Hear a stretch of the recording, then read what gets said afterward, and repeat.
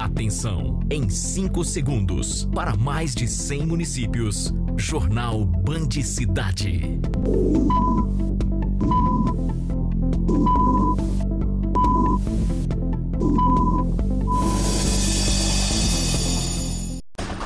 Ministério Público Federal lança campanha anticorrupção. Foram propostas 10 medidas que agrupam 20 anteprojetos de lei que serão encaminhados ao Congresso Nacional.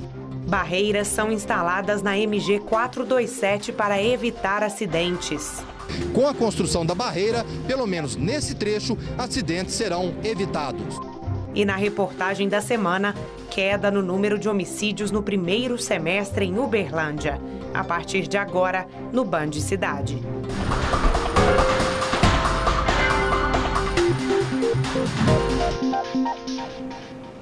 Boa noite.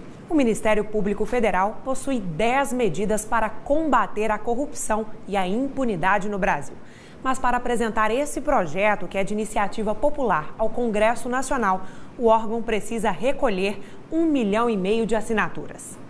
O objetivo é combater a impunidade que assola a política brasileira. Segundo o procurador da República em Uberaba, a campanha é nacional e é importante que a população participe. O intuito dessa campanha é combater a corrupção. De que forma? Nós entendemos, a partir da prática diária do trabalho do Ministério Público Federal, que a prática da corrupção é um crime que compensa. Compensa porque hoje, com o nosso sistema criminal, os riscos não são muito altos. Foram propostas 10 medidas que agrupam 20 anteprojetos de lei que serão encaminhados ao Congresso Nacional. São 10 medidas que que estão materializadas em projetos de lei, e para que possamos propor esse projeto de lei, que é um projeto de lei de iniciativa popular, nós precisamos de 1,5 milhão de assinaturas em todo o Brasil. Os interessados em participar podem buscar informações pela internet ou até mesmo na sede do Ministério Público Federal. As pessoas que se interessarem por assinar o apoio a essas 10 medidas, elas podem se dirigir aqui ao Ministério Público Federal em Uberaba, no caso aqui da nossa cidade, nossa região, que fica na Avenida Gabriela Castro Cunha, número 340. Aqui nós temos fichas para que as pessoas preencham, ou então podem acessar na internet o site www.10medidas, 10 numeral, 10medidas.mpf.mp.br. Um assunto recorrente na Câmara Municipal de Uberaba é a discussão sobre o aumento no número de vereadores. Hoje são 14 e a ideia é passar para 23 representantes. Ninguém melhor que um cientista político para nos ajudar a entender a questão. Segundo ele, o aumento no número de vereadores precisa ser discutido a fundo, deixando de lado tendências partidárias e pessoais. Que benefício esse aumento de vereadores traria para o povo, para o povo uberabense? Dizem que haveria maior representatividade. Na sua opinião, uberabense, falta representatividade dos vereadores, pelos vereadores, da sua vontade? E se vierem mais vereadores, vai resolver esse problema?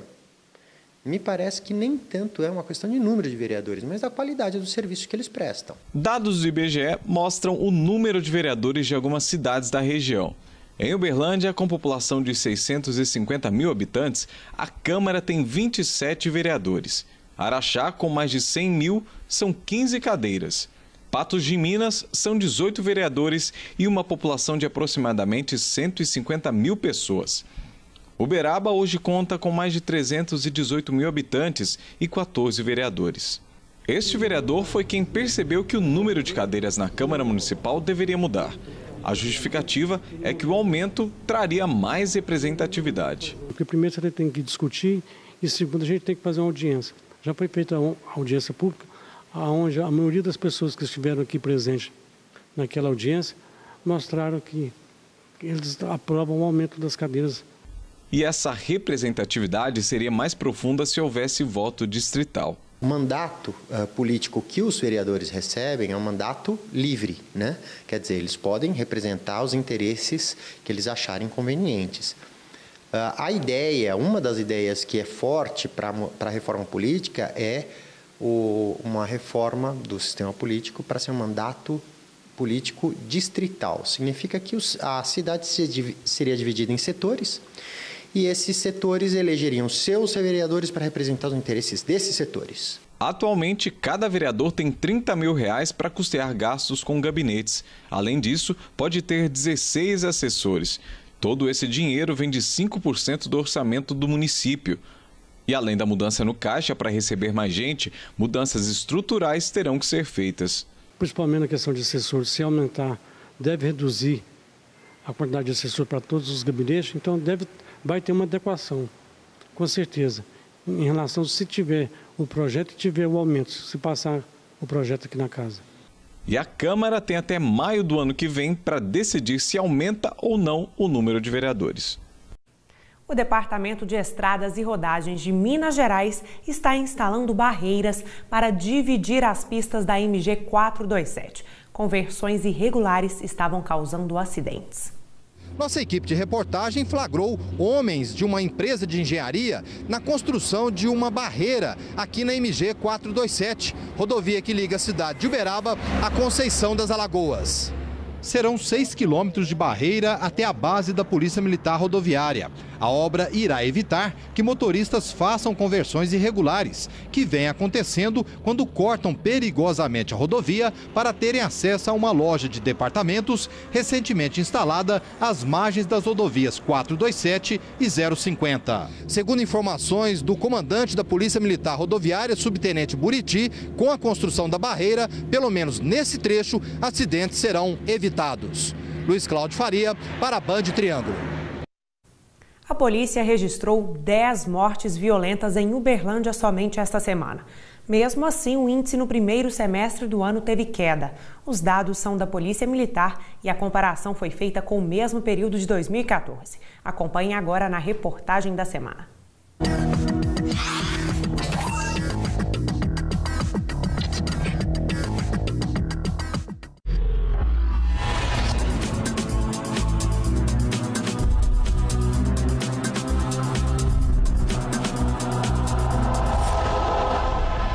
Tá arrependido, Francisco Barros? Tô. O que aconteceu lá? Perdeu a cabeça? Perdi a cabeça. A cena muitas vezes é chocante.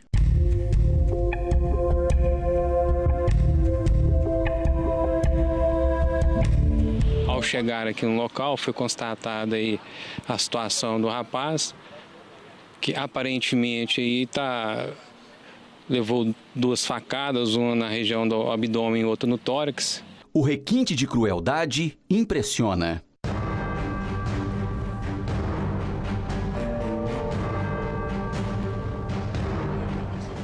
Esse mundo deles, vou ser bem sincero, né? É apto a qualquer momento, mas infelizmente é o que acontece e eu cansei de avisar pra ele. O corpo no chão é de mais uma vítima da violência. A princípio, não ainda, haja visto que a perícia não esteve no local e dessa forma nós estamos aguardando a perícia chegar para ver se tem a vítima porta algum documento. O grau de truculência depende de quem manda matar. Eles encontraram aí o cidadão Moisés aí ao solo, alvejado por 5 disparos, 1 no peito e 4 nas costas. Foi socorrido aqui ao PS da UFO. Contudo, infelizmente, chegou com vida, mas logo veio a óbito. Se está marcado para morrer, é uma questão de tempo.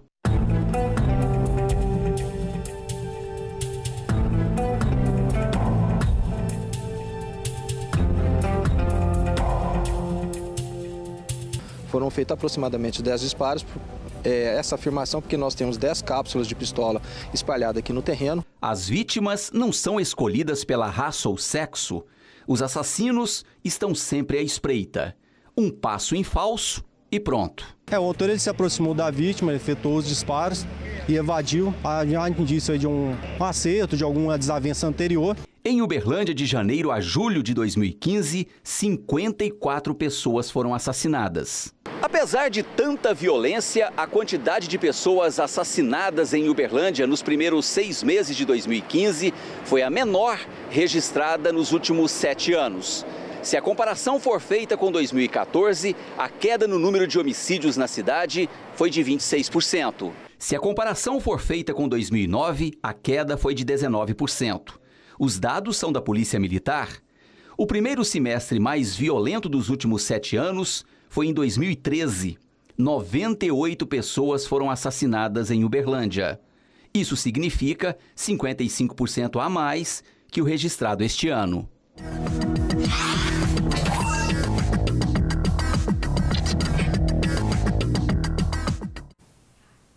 Vamos conferir a previsão do tempo para este sábado na região. Os dados são do Instituto Climatempo. O dia começa ensolarado em Estrela do Sul. Algumas nuvens surgem à tarde. Máxima 34, mínima 17, não chove. Sábado de sol com algumas nuvens em Paracatu, sem previsão de chuva. Máxima 30, mínima 18. Sol também em Araxá, com poucas nuvens no céu. Máxima prevista 31, mínima 15. Em Carmo do Paranaíba, a máxima também será 31 e a mínima 15, não chove. Em Prata, o final de semana fica mais quente. A temperatura pode chegar a 35 graus, mínima 19. Sábado de sol e sem chuva. O Hospital de Clínicas da UFO completa 45 anos de atividades e enfrenta desafios para continuar os trabalhos. Em instantes, aqui no Band Cidade.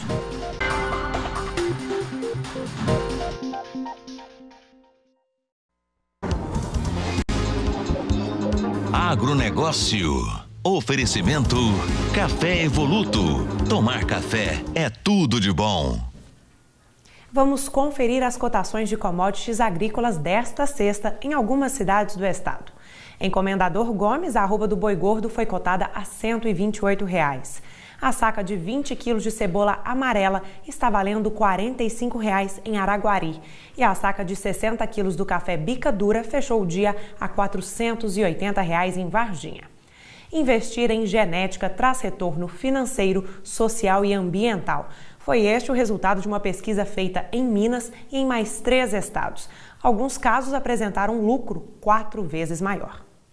O valor de um bovino é proporcional à capacidade de transmitir aos seus descendentes características de produtividade. Mas será que vale a pena investir em genética? Para responder a esta pergunta, uma pesquisa do Centro de Estudos Avançados em Economia Aplicada e a Associação Brasileira de Criadores de Zebu foi a propriedades de corte em Mato Grosso, São Paulo e Goiás e de leite em Minas Gerais, para comparar rendimentos dos que investem e dos que não investem em genética. O resultado variou de acordo com a localidade, mas foi positivo para quem investe em genética. O lucro chegou a ser 4 vezes maior em relação ao preço pago pelo animal melhorador. O que impressionou foi na região do Mato Grosso, que um touro melhorado gerou 4 vezes o seu próprio valor de aquisição. Foi o maior retorno. No leite, o retorno aumenta em 103%, 107%, algo também bastante considerável. Mas não é apenas o retorno econômico que o investimento em genética garante. Junto a ele, vêm os benefícios sociais e ambientais. Considerando o número de arrobas produzidas e vendidas por funcionário, o salário médio pago para cada trabalhador e o número de trabalhador por hectare de área produtiva de propriedades com genética tiveram indicador social 50% superior ao de propriedades modais, aquelas que não aplicam genética ao rebanho. As propriedades com genética também foram 41% mais eficientes no uso dos recursos naturais. Uma observação importante da pesquisa é que não adianta investir isoladamente em genética e querer ter resultados. É preciso que ela venha acompanhada de uma boa gestão da propriedade e não se esquecer dos cuidados com a sanidade animal, nutrição e o manejo do pasto. A nossa meta é expandir isso nos próximos 18 meses para 50 fazendas de corte e no mínimo 50 de corte, no mínimo 30 de leite. A Agência Nacional de Saúde decidiu suspender esta semana a venda de 73 planos de 15 operadoras. O motivo é o desrespeito ao agendamento de consultas e exames e a negativa de atendimento para cirurgias e tratamentos. O índice de reclamação aumentou no segundo semestre de 2014, mantendo o mesmo patamar até fevereiro de 2015. A Unimed Uberlândia está em 23º lugar no número de reclamações, o que a coloca entre as operadoras suspensas. O Hospital de Clínicas da Universidade Federal de Uberlândia completa no próximo dia 26, 45 anos de atividades. Uma programação especial foi realizada para comemorar a data. No próximo dia 26 de agosto, chega aos 45 anos de atividades o Hospital de Clínicas da Universidade Federal de Uberlândia.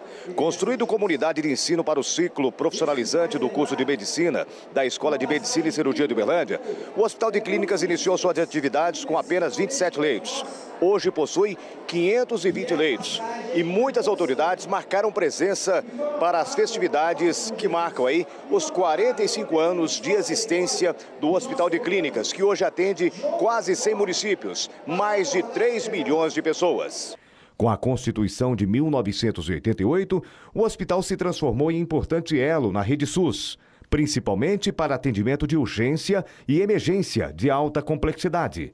Mas existem desafios para que estes serviços possam ter prosseguimento. Procurar o equilíbrio da estrutura para que ela possa continuar prestando serviço de alta qualidade para a população que tanto necessita. Na verdade, hoje, quem está garantindo o funcionamento do hospital é o endividamento da fundação da FAEP. Muitos serviços essenciais estão sendo deixados de ser prioridade no Hospital de Clínicas. E isso preocupa. Hoje nós vivemos uma crise das mais graves que nós já vivenciamos na história. Nós vivemos muitas crises graves aqui dentro. Essa é uma das mais graves. Há um desfinanciamento progressivo na saúde e os recursos provenientes do Sistema Único de Saúde, mais os recursos que vêm através dos outros programas federais, como o REUF, são insuficientes hoje para garantir a assistência no Hospital de Clínicas. E o hospital corre sérios riscos de desativar serviços da maior importância, da maior relevância para a sociedade como um todo. Acontece neste sábado em Uberlândia o dia D da campanha nacional de vacinação contra poliomielite. Pais e responsáveis devem levar as crianças entre 6 meses e 5 anos à unidade de saúde mais próxima para receber uma dose da vacina. A estimativa é que sejam imunizadas cerca de 37.500 crianças nas 22 salas de vacinas do município.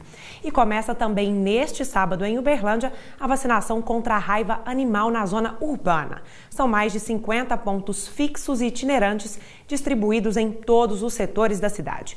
Cães e gatos com mais de 3 meses de vida devem ser vacinados, exceto durante o período de gestação e lactação. A expectativa é imunizar 48 mil animais até o dia 29 de agosto. O horário de atendimento será de segunda a sábado, entre 8 da manhã e 4 horas da tarde. Para conferir os pontos de atendimento, é só acessar o site da Prefeitura. E o transporte escolar de Uberlândia é pauta recorrente nos últimos dias. E tudo indica que agora há pouco o Ministério Público deu prosseguimento para terminar com esse impasse. Uma ação civil pública foi instaurada para afastar a empresa AMT-MG do transporte. A novidade veio da Promotoria de Defesa dos Direitos da Criança e Adolescente e da Promotoria de Patrimônio Público. Juntas, elas elaboraram uma ação civil pública que determina a suspensão do transporte de alunos da rede municipal, realizado pela empresa AMT-MG. Isso dentro do prazo máximo de 72 horas. O documento ainda depende de uma decisão do juiz. O pedido do Ministério Público é de 72 horas para que a Prefeitura adote todas as providências, todas as medidas necessárias para a suspensão provisória da execução desse contrato, até que sejam regularizadas todas as falhas apontadas e que nesse meio tempo que o município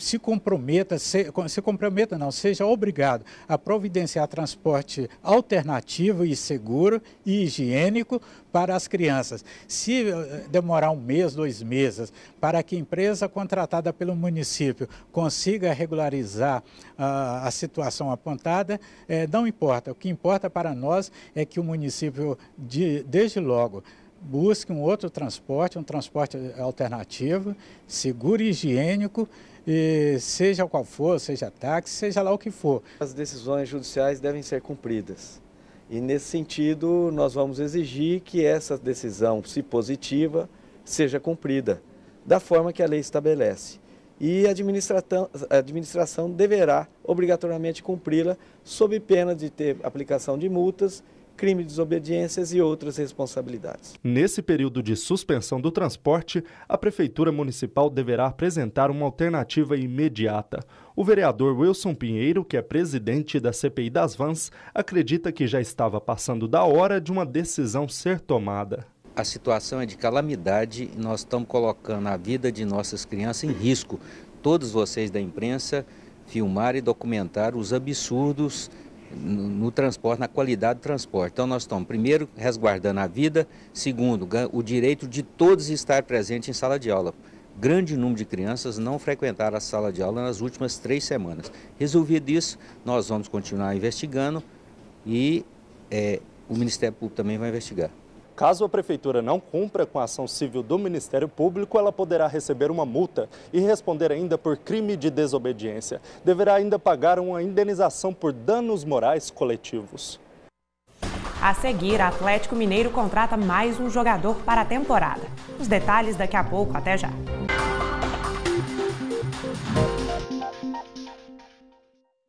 Novidade no Atlético Mineiro, foi apresentado mais um reforço para a temporada. O lateral Mansur chegou para substituir Douglas Santos.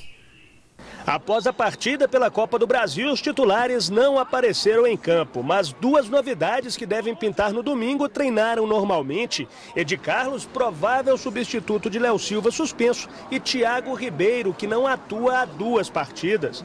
Cabe a preparação individual de cada um também, né? Saber que precisa de algo mais, tem que sempre estar fazendo para poder estar sabendo também que a oportunidade vai aparecer uma hora ou outra. Nos últimos 4 jogos, incluindo o Campeonato Brasileiro e Copa do Brasil, a equipe marcou apenas 2 gols e viu o líder do Nacional, o Corinthians, abrir vantagem. A reação é o objetivo diante do Palmeiras. E para iniciar o retorno do Brasileirão com o pé direito, o Galo apresentou um reforço que chuta com o pé esquerdo. É o lateral Mansur, que na verdade se chama Joelinton. Meu nome verdadeiro é Joelinton, né? Mas o Mansur na verdade era Mansur, porque era um desenho. Eu acho que eles colocaram esse apelido em mim até porque eu só andava assim, correndo bem, né? Mansur, que vem do Vitória da Bahia, chega para ser o substituto imediato de Douglas Santos, que, convocado para a seleção brasileira, vai desfalcar o Atlético em alguns jogos. Diretores e roteiristas vão realizar testes de elenco para o filme Ninfa Bebê neste sábado em Uberaba. O teste acontece em 2 sessões, uma às 9 da manhã, outra às 2 da tarde, aqui no Teatro Experimental, que fica no bairro Fabrício. Sobre isso eu converso agora com o diretor, o Aldo Pedrosa. Aldo, quem é que pode participar?